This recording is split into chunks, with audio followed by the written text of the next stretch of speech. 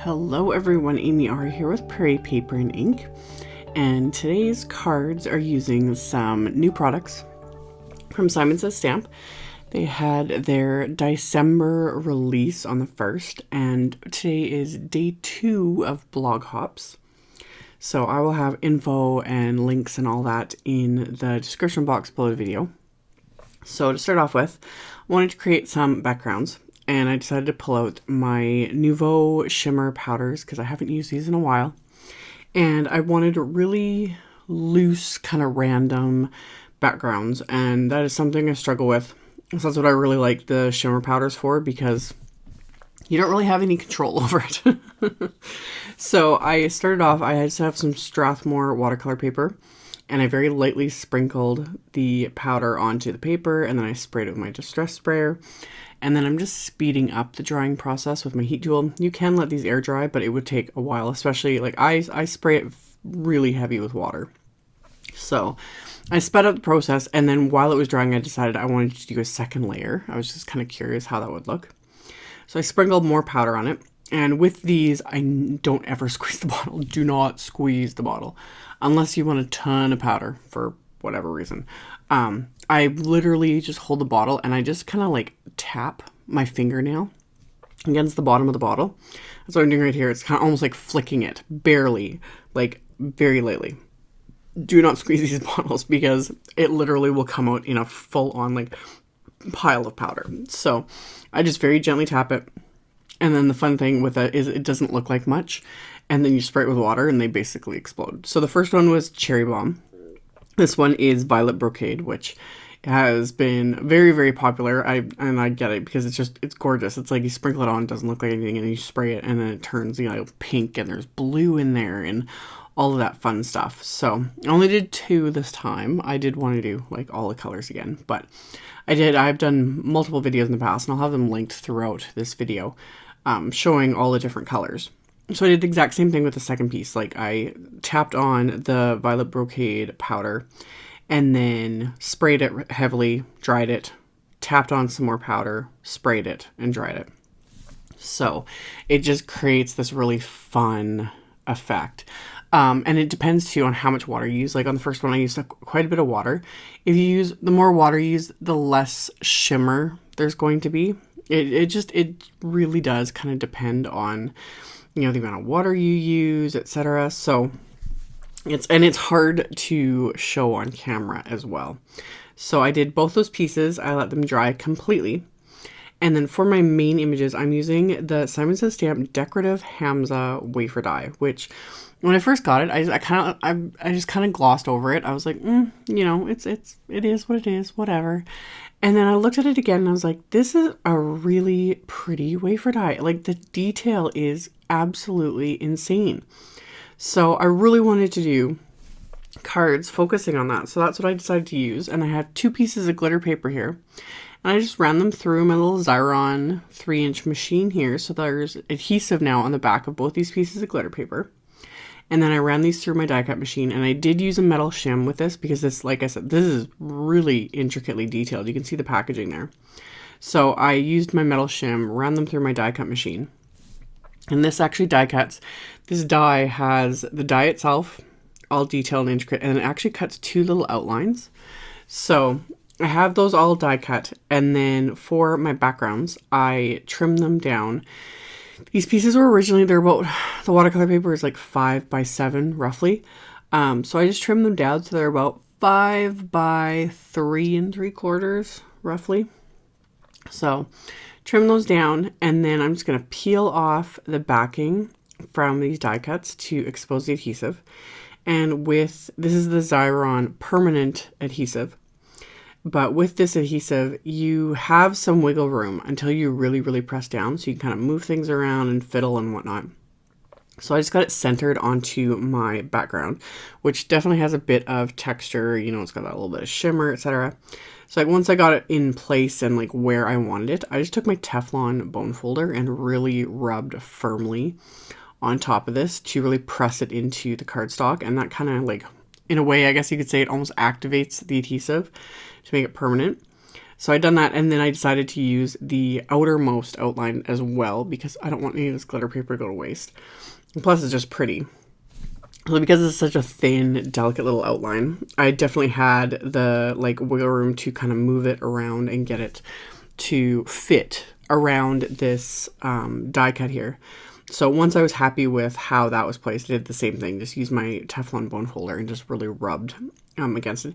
You can also just use your fingers. I've done that, you know, when I'm stacking dies and different things using the Xyron.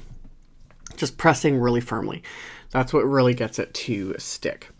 So I did the exact same thing with the second piece, and I used silver glitter paper over the purple background, and I did gold over the pink. And then as I was doing that, I kind of was like started channeling Christina Werner. She's done this so many times, and I always love that effect. So I've done this in videos as well, but I always think of her when I do this, so I credit her for it, because I don't think I would have necessarily always like thought about this. I pulled out my Finetec watercolors and had already sprayed water in the two colors I wanted to use. Mixed them up really, really well because these need to be like really mixed up to kind of activate them. I'm using the silver color on the purple background and just painting on a border just right around the edge of this piece. And it's not perfect. I didn't want it to be. I didn't want it to be perfectly smooth. If you really wanted to, you could try like, I don't know, masking off an edge to get it, you know, perfectly straight, but I didn't want that. I wanted it to be just hand painted, a little rough. I just wanted to coat the edges and give it that shimmer.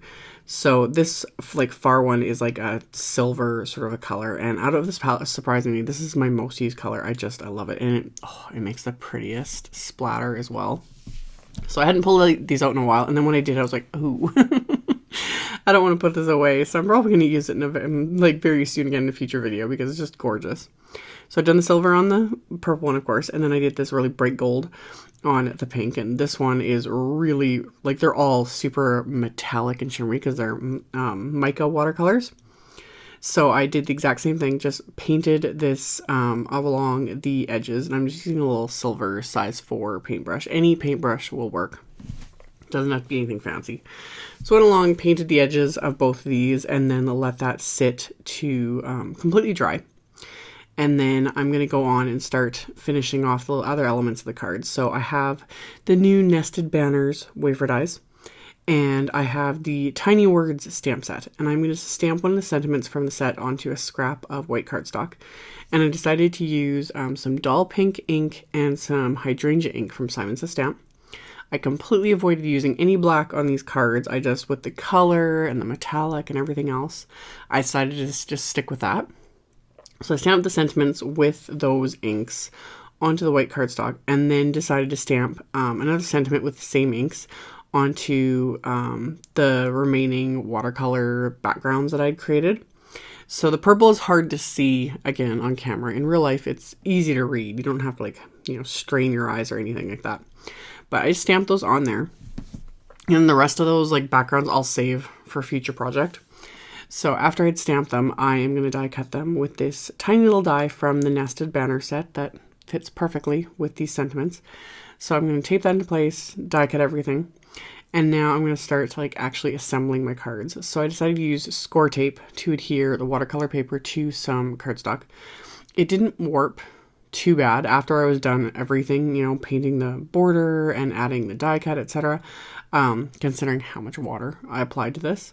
But I'd rather be safe than sorry, since I did apply a heavy amount of water. It's obviously completely dry now. You don't want to be adhering anything or working too much with anything until it's completely dry when you're working with watercolor.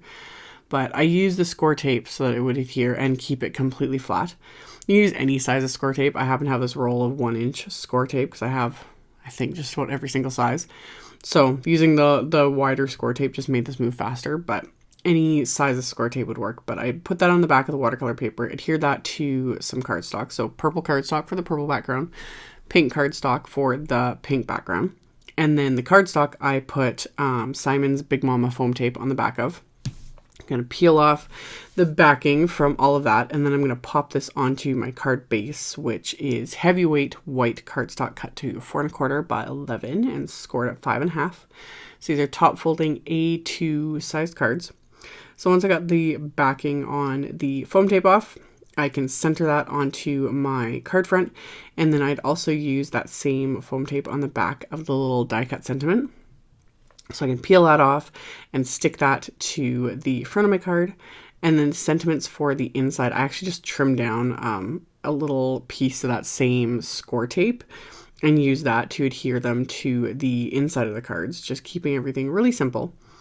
And I was going to leave it here, but I had a little, just a little bling. So I have the Simon Says stamp, I have the Stay Gold and the silver lining confetti, which literally has just been sitting on my desk since these were released in the Stamptember release. But the gold was just perfect with this gold glitter paper and the gold outline that I'd painted on, and same with the silver. So I sprinkled these onto both card fronts, and then once I was kind of happy with how that looked, I'm just going to adhere these little confetti into place with Simon's Craft Tacky glue. So I'm just going to pick up the confetti with my little jewel picker, put down a little dab of this glue, and then press these into place. And once these are all adhered, then these cards are finished. So I will have links below the video to my blog post. Like I had mentioned in the beginning, this is part of a blog hop with Simon Says Stamp. There's a whole bunch of other designers and tons of inspiration and giveaways and all that fun stuff. So I will have a link to my blog post. It'll be the first link below the video. And then I will have a supply list with links to everything if you want to check that out. Thank you all so much for watching and subscribing and thumbs upping and commenting on my videos. I really appreciate it. Oh, and like I said, really hard to see the shimmer. The Cherry Bomb, the pink one, it actually has pink shimmer. It's subtle. You can't, I don't think you can see it at all on camera, but in real life, it's pretty. And then the Violet Brocade, it's a kind of like a silver sort of a shimmer. Just so pretty, so pretty. Anyway, thank you guys so much for watching, and I will see you all very soon in the next video. Bye.